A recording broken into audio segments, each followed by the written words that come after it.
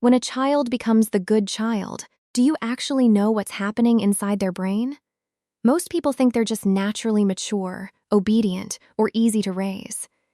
But behind that quiet smile, that constant, "it's okay," and that habit of never asking for too much, there's something much deeper that almost nobody talks about. It's one of the most emotionally complex survival strategies a developing brain can create. And if you misunderstand it, which even loving parents often do, you might miss the silent signals that child has been sending for years. Let's start with what being the good child really means. 1. The biggest myth. They're not easy. They're adapting. Have you ever met a child who never complains? The one who helps everyone, follows every rule, never throws tantrums, and always seems fine. You probably thought they were simply well-behaved. But here's what's actually happening. Many children become good because their brain has learned that being easy keeps the people they depend on emotionally available. Children are born completely dependent on adults. Their brain constantly asks one question: what do I need to do to stay safe and connected? If expressing sadness, anger, or disappointment seems to create tension at home, many children don't stop feeling those emotions. They simply stop showing them. Think about that for a second. The behavior changes. The feelings don't. And here's what most exhausted parents don't realize.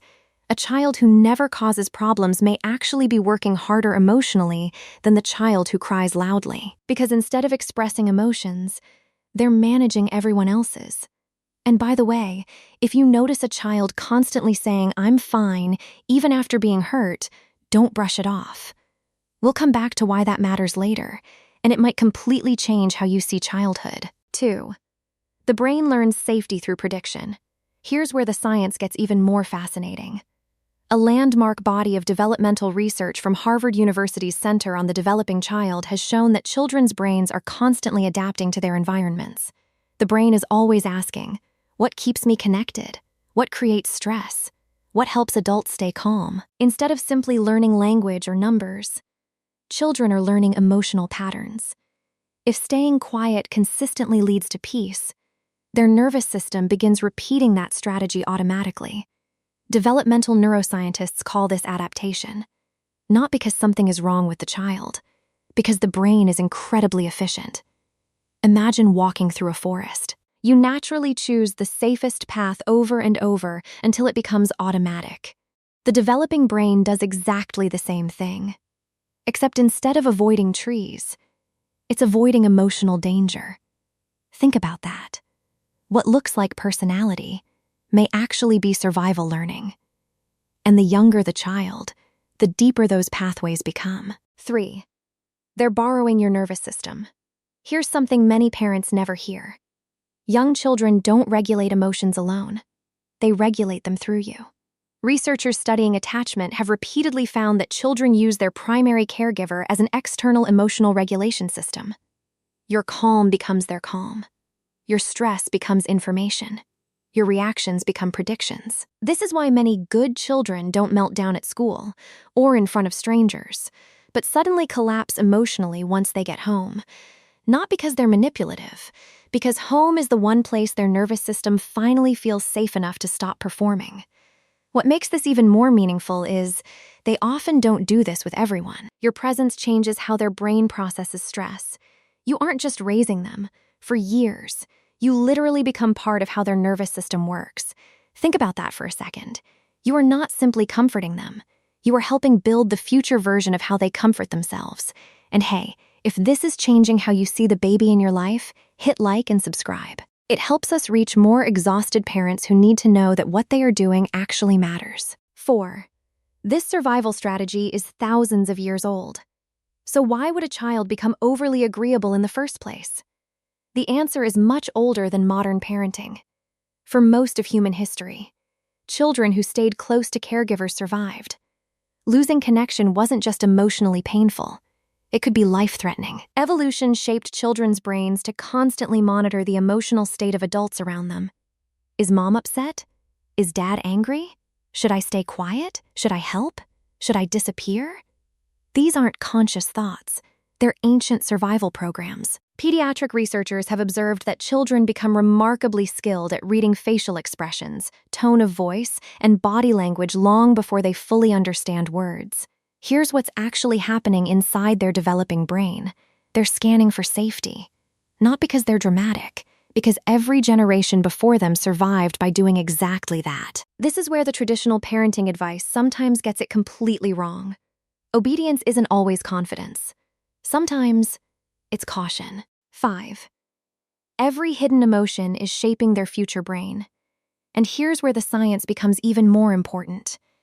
Every time a child feels an emotion but believes they shouldn't express it, their brain learns something. Sometimes it learns, my feelings aren't important. Sometimes it learns, I should take care of everyone else first. Sometimes it learns, I'll only be loved when I'm useful. Cognitive science shows these early emotional beliefs often become unconscious templates carried into adulthood. Not because parents intended it, because repetition wires the brain. But here's the hopeful part. The opposite also works. Every time you tell a child, you don't have to earn my love. It's okay to be upset. I'm here even when you're angry. Their brain creates entirely different expectations. Think about that for a second. You're not simply comforting today's child. You're changing tomorrow's adult. That's construction work inside the brain. 6. The truth most parents never realize. Remember earlier when I mentioned the child who always says, I'm fine. This is exactly what I was talking about. Many good children become adults who struggle to answer one simple question. What do you need?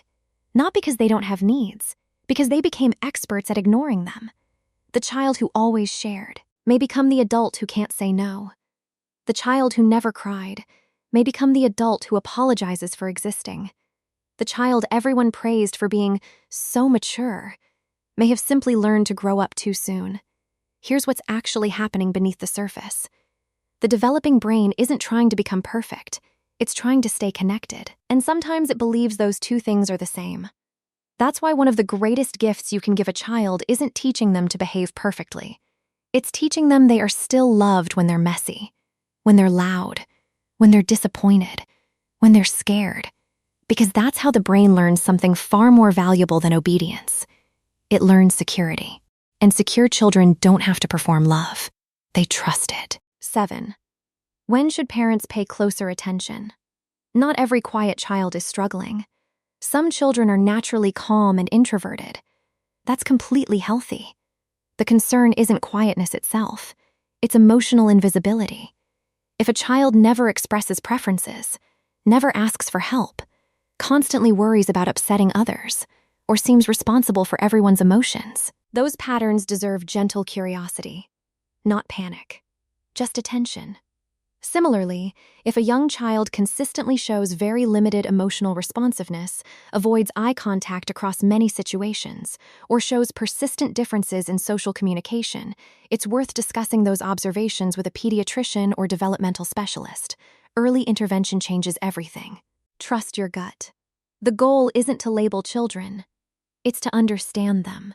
Because every child deserves to feel loved for who they are, not just for how easy they make life for everyone else. So, when you see a child who's always helpful, always quiet, always good, remember the question we started with.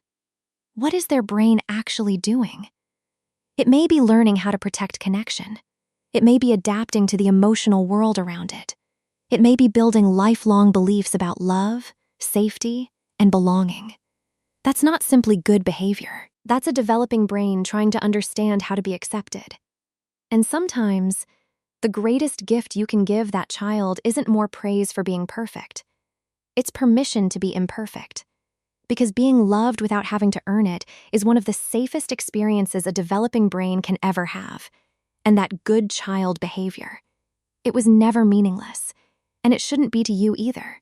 You are doing a great job.